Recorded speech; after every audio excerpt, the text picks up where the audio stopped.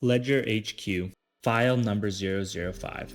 On the morning of February 4th, 2016, someone at Bangladesh Bank showed up to work and noticed something was wrong.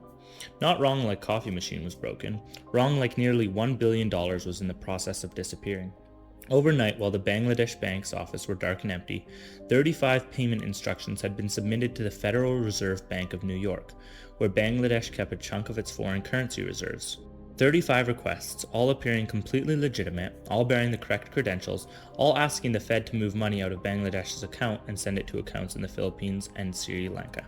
The total requested, $951 million. Almost $1 billion. Gone. Or at least trying to be. And the truly terrifying part, the part that should keep every central banker in the world awake at night, is that nobody sent those instructions from the inside of Bangladesh Bank. No employee, no rogue insider. The building was locked. Someone had broken into the global financial system from the outside, learned to speak its language fluently, and started issuing orders. That system has a name. Most people have never heard of it. It's called SWIFT. And once you understand what SWIFT actually is, how it was built, why it exists, and what happens to countries when they lose it, the Bangladesh heist stops being a crazy news story and starts being the logical conclusion of how we built the financial world. So let's start at the beginning. It's 1973. The global economy is growing fast. International trade is booming. Banks in New York need to send instructions to banks in London, Tokyo, Brussels, and Frankfurt. Money needs to move across borders constantly, every single day, in enormous quantities. And the way they were doing it was, to put it diplomatically, an absolute disaster. The primary tool for international banking communication at the time was something called the telex machine. If you've never heard of a telex machine, imagine a fax machine had a baby with a typewriter, and that baby was raised in bureaucracy. You would physically type out a message, the machine would transmit it over telegraph network, and a paper printout would appear on the other end. This is how trillion-dollar international banking worked. Paper printouts. The problems were exactly what you'd expect. Messages got garbled, instructions were mistyped, confirmation codes were inconsistent from bank to bank. There was no universal format, so every bank had its own way of writing a payment instruction, which meant clerks on the receiving end had to manually interpret what was being asked, and manual interpretation by tired humans handling thousands of transactions a day meant errors. A lot of errors. And not small errors. We're talking about misdirected transfers, duplicate payments, and transactions that vanished entirely because a routing number was wrong and nobody caught it until weeks later when somebody's balance sheet didn't add up. The global banking system, in other words, was running on vibes and paper. Something had to change. So in 1973, something genuinely unusual happened to the financial world. 239 banks across 15 countries, banks that had competed with each other, that were in many cases rivals, sat down together and decided to build something collectively, something none of them could have built alone and that all of them needed. They called it the Society for Worldwide Interbank Financial Telecommunication, or SWIFT. It launched operations in 1977, connecting 518 banks across 22 countries. By the end of its first year, it was processing 10 million messages annually. It was built as a cooperative, meaning that the member banks didn't just use it, they jointly owned it. SWIFT belonged to its users. It was governed by its members, and it was structured so no single bank, no single country, no single government could control it unilaterally. That detail matters. Keep that in your back pocket. Now here's the thing about SWIFT that most people get wrong, and the media almost always gets wrong when they cover this stuff. SWIFT does not move money. I'll say that again. SWIFT does not move money. When you hear that SWIFT is the backbone of the global finance, your brain probably imagines rivers of cash flowing through some giant digital pipeline. That's not what SWIFT is. SWIFT is a messaging network. It carries instructions. It is, at its core, an extremely secure, extremely standardized system for banks to send each other notes. Think of it this way. Imagine you want to send money from your bank to someone at a different bank. Your bank doesn't physically drive the suitcase of cash to the other bank. Instead, your bank sends a message to the other bank that says, essentially, hey, credit this person's account, we'll settle it up on our end. The money doesn't move, the information moves. The ledgers update and everyone agrees that the update is legitimate because it came through a trusted, verified channel. SWIFT is that channel, for the entire world, for every major bank on earth.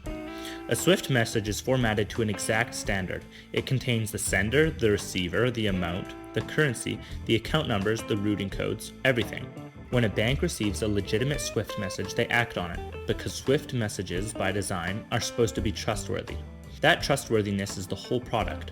It's what SWIFT sells, not the pipes, the credibility of what flows through the pipes. By 2016, SWIFT was processing over 25 million messages per day. It connected over 11,000 financial institutions across more than 200 countries and territories. If you've ever made an international wire transfer and typed in something called a SWIFT code or a BIC code, that's the identifier that tells the network which bank you're talking to. The global economy, in the most literal sense, runs on SWIFT messages, which means if you can forge a SWIFT message, if you can get inside the network and send instructions that look completely legitimate, you're not hacking a bank. You're hacking the language that the banks use to talk to each other. That's exactly what happened in Bangladesh. But before we get back to the heist, we need to talk about what happens when a country gets kicked off of SWIFT entirely. Because it turns out that's a story in its own right, and it's how SWIFT stopped being just a financial infrastructure and became a geopolitical weapon. For most of SWIFT's history, it operated with studied neutrality. It was a cooperative, owned collectively, not a tool of any government. The whole point was that it was supposed to be above politics. And then politics came to it. In 2012, the United States and the European Union were locked in a standoff with Iran over its nuclear program.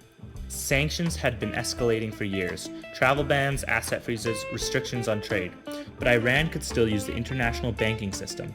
Iranian banks could still send and receive SWIFT messages, which meant Iran could still, through various channels, conduct internal financial transactions. So in 2012, under enormous pressure from the Western governments, SWIFT did something it had never done before. It disconnected Iranian banks from the network. Not throttled, not monitored more closely, disconnected. Removed, gone. The effect was immediate and severe. Iran's oil revenues, which depended on international payments, were suddenly stranded. Foreign companies couldn't easily pay Iranian suppliers. Iranian businesses couldn't easily pay foreign ones. The Iranian rial dropped sharply. Trade contracted. The economic pain was significant enough that it's widely credited as one of the factors that eventually brought Iran to the negotiating table for the 2015 nuclear deal. A messaging network had just done what years of other sanctions couldn't fully accomplish. Western officials started using a new phrase to describe SWIFT disconnection. They called it the nuclear option, not because it caused physical destruction, but because economically it was close to the most devastating thing you could do to a country short of actual warfare. You weren't freezing specific assets or targeting specific individuals. You were cutting a country off from the entire global financial system. You were making it nearly impossible for that country to participate in international trade at any meaningful scale. The nuclear option sat in reserve for about a decade after Iran, and then Russia invaded Ukraine. In February 2022, within days of Russian tanks crossing the border, the US, EU, UK, and their allies began assembling the most aggressive sanctions package in modern history. And yes, they reached for their nuclear option. Several major Russian banks were disconnected from SWIFT. Not all of them. There were deliberate carve-outs to keep energy payments flowing to Europe, which was still heavily dependent on Russian gas, which tells you something about the complicated geometry of economic warfare, but enough to send an immediate message. The ruble dropped roughly 30% almost overnight. Russian citizens lined up at ATMs. Moscow's stock exchange halted trading for weeks because it knew what opening would look like. Here's what's remarkable about this moment though. Russia had seen Iran. Russia knew SWIFT disconnection was a possibility. Russia had spent years building an alternative, a domestic messaging system called SPFS, and China had built one too, called CIPS. The assumption in Moscow was that these alternatives, plus relationship with countries outside the Western orbit, could cushion the blow. And to some extent they did, but only to some extent.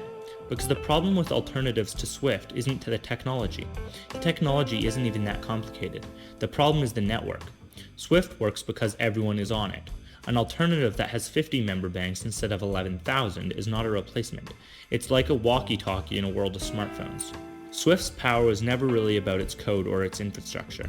It was about the fact that every bank that matters agreed to use it. The consensus built over 50 years is not something you replicate quickly, and the countries that have been cut off or threatened with being cut off know that now in a way they didn't before, which brings a certain kind of actor to a certain kind of conclusion. If you can't join the system and you can't replicate the system, maybe you can rob the system. Let's go back to Bangladesh, February 4th, 2016. The 35 fraudulent instructions sitting in the Fed's queue. To understand how this happened, you need to understand that SWIFT itself, the central network, was not breached. The hackers didn't breach into SWIFT servers in Belgium. What they did was considerably more elegant and considerably more terrifying. They got inside Bangladesh Bank. The investigation that followed pieced together what happened over the preceding months. A piece of malware, sophisticated, patient, almost certainly the product of a serious state-level operation, had been quietly installed on Bangladesh bank's international systems. It had been there for weeks, possibly longer, sitting, watching, and learning. It learned how the bank's SWIFT terminal operated. It learned the formats, the authentication procedures, the timing of transactions. It observed how legitimate instructions were composed and sent. And then, when the moment was right, a Thursday night into a Friday, chosen specifically because the weekend would delay discovery, it acted. 35 payment instructions composed with the precision of someone who had watched legitimate ones being created for months, submitted through Bangladesh Bank's own SWIFT terminal, bearing Bangladesh Bank's own credentials. The Fed received them and began processing them, because they looked exactly like what they are supposed to be. Now here's where things get complicated in a way that's both impressive and infuriating. 5 of the 35 transfers went through before anyone stopped them. 5, totaling $101 million. The other 30 were flagged or blocked, some by the Fed, some by intermediary banks, for various reasons. One of the transfer instructions tied to route money through a bank whose name contained the word Foundation, not Foundation. Foundation. A routing bank in Germany flagged it because no legitimate entity named Foundation existed, and that query created enough friction in the system to help unravel the broader pattern. A typo, a single spelling mistake in one of 35 fraudulent instructions. That is the meaningful part of why the story ends at 81 million stolen rather than nearly a billion. Of the 101 million that did get through, 20 million was recovered relatively quickly. A Sri Lanka transfer was flagged and reversed. The remaining 81 million landed in the Philippines in accounts at a bank called the RCBC, and from there it moved fast. It was converted to cash and casino chips, moved through high-volume gambling operations in Manila and Macau, and then was gone. Laundered through casinos specifically because casino transactions in the Philippines were, at the time, exempt from anti-money laundering reporting requirements. 81 million evaporated into the Philippines' gambling economy. To this day, most of it has never been recovered. The investigation that followed pointed squarely at a North Korean hacking group known as the Lazarus Group, the same organization linked to the Sony Pictures hack in 2014, the WannaCry ransomware attack in 2017, and a sustained years-long campaign of the cryptocurrency theft estimated to have generated billions of dollars for the North Korean regime. The Bangladesh bank heist was not a one-off. It was one operation in a systematic state-sponsored program of cyber-enabled financial crime. North Korea, cut off from the global economy by decades of sanctions, unable to use SWIFT, unable to participate in international banking, had decided that if it couldn't access the financial system legitimately, it would steal from it. And it was very, very good at it. So step back and look what we actually built here. In 1973, 239 banks sat down and decided that they are tired of losing money to telex errors. They built a messaging cooperative, a standardized communication system, a shared language for moving instructions around the global financial system reliably and consistently. Nobody designed SWIFT to be a geopolitical weapon. Nobody drawing up the charter in Brussels in 1973 was thinking, and one day we'll use this to bring nation's economy to its knees in 48 hours. Nobody designed it to be the primary target of a state-sponsored cyber theft operation. Nobody designed it to be the infrastructure that underpins 150 trillion in annual financial flows. It just became those things, slowly, then all at once, because it worked, and because it worked it became essential, and because it became essential it became powerful, and because it became powerful it became a target and a weapon of the single most important financial system most people have never heard of. There's something that's almost funny about that. The most consequential financial infrastructure on Earth was built to solve a paperwork problem. Its foundation ambition was basically, can we please stop mistyping routing numbers? And now a country getting disconnected from it is considered the economic equivalent of a nuclear strike. And North Korea, a country that cannot access it, cannot replicate it, and cannot negotiate its way back into it, decided the next best move was to dress up as Bangladesh Bank in the middle of the night and try to steal $1 billion. They almost pulled it off. They got 81 million, and they would have gotten nearly 10 times that if one of their operatives hadn't misspelled the word foundation. The lesson, if there is one, is something like this. The systems that end up running the world are rarely the ones we designed to.